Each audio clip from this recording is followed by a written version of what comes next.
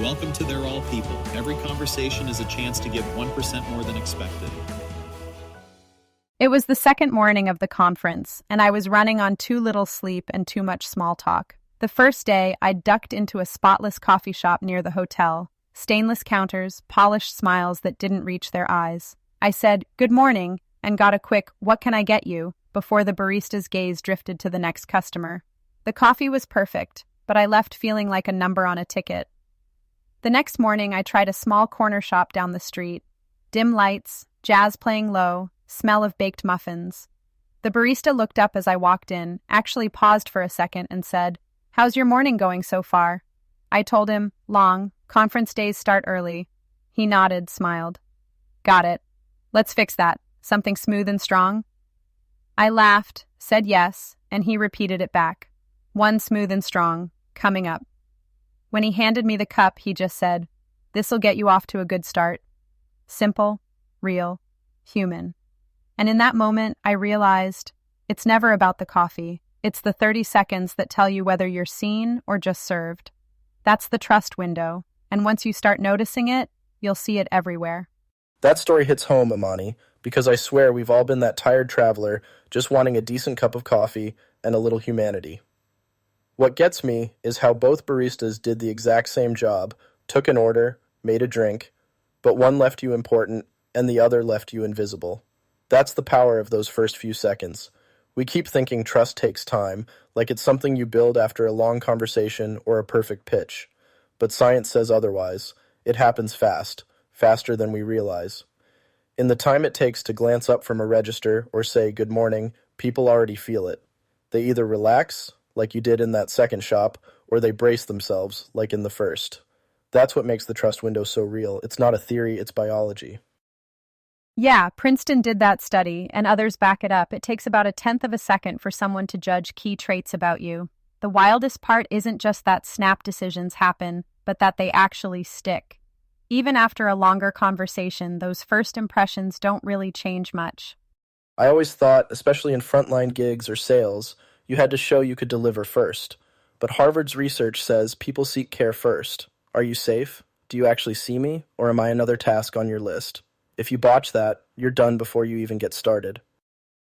Oh, absolutely. Tone and even just a genuine smile matter as much as what words you use. Studies show tone of voice actually predicts trust ratings. So this is more than a soft skill. It's literally what opens the window for people to relax, engage, and actually consider you as credible.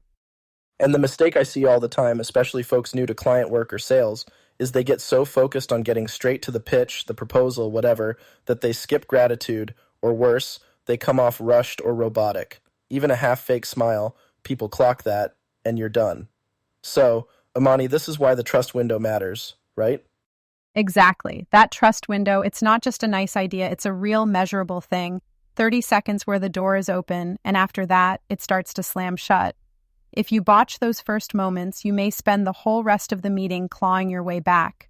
But if you get them right, everything else gets easier. That's what we're digging into next. How do you actually nail those 30 seconds? All right, so you're probably thinking, sounds good, but what do I actually do? Let's break down what's basically become my little checklist. First, say their name, thank them for being there.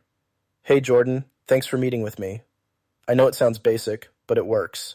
It hits that warmth button right away, and the research shows when you prime for gratitude, you stand out. Resist the rookie urge to jump straight to business. Name plus thanks. That's how you start, always. Then you go straight to the goal line, set your intention, and invite theirs. This is key. Example, "Okay, Jordan, if you can start by telling me what you're looking to accomplish. Then I'll ask a few questions, share my professional perspective, and together we'll figure out the best next step. Sound good?" That's part of what's called ask, tell, ask, and it's used everywhere from hospitals to help desks because it works. You're not just launching into your own script, you're aligning with what matters to them.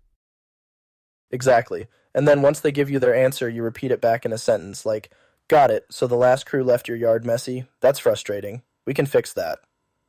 That's reflective listening in one line. One sentence.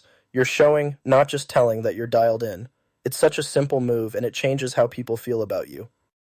There's a full toolkit here, using your voice more calmly, shoulders relaxed, tiny smile, the kind you'd give an actual neighbor, not a customer of the month. And honestly, these work anywhere. Want some ultra-quick field scripts? Here's what I've used or seen done. For phone calls. Hi Jordan, thanks for calling in. I'll keep this easy. What can I do for you today? Listen, confirm what they say, then give the next step. Restaurant host. Welcome Jordan. Any specific preferences for tonight? Listen, confirm, seat them right. The thing is, this doesn't just live in customer service either. If you're a project manager, morning Mr. Sherba, thanks for trusting us. I understand you're hosting a graduation party at the end of the month. How do we help make that a big success? You listen, echo back his response, map the priorities. Or just start with, morning Mrs. Smith, what would make you really happy today? Echo it back and you're building trust on day one. How do you make this a habit? Run the quick checklist after every customer touch, but make it real. Don't go through the motions, actually care. Give yourself a score from 0 to 3. 1 point for using their name and thanking them, like you mean it. 1 point for asking what their goal is because you actually want to know. 1 point for repeating it back and giving the next step, to show you listened. The checklist only works if the care is real. People can feel the difference. So, here's where people trip up. They rush. They think getting all the info out fast shows competence. Bad move. Harvard wrote about this, and honestly, it matches what goes wrong on busy job sites too. When you skip over gratitude, blast into the agenda, or throw stats and jargon at someone before hearing them out, their brain checks you to untrustworthy so fast it's wild.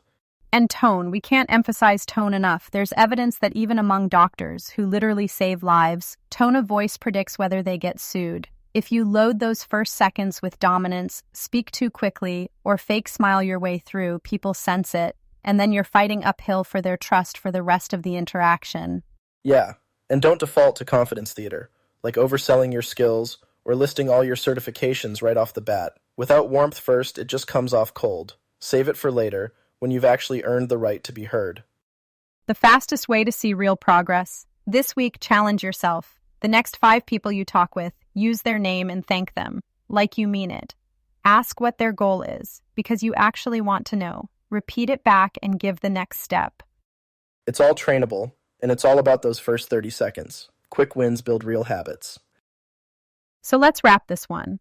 The trust window isn't magic, it's muscle. You build it by using it.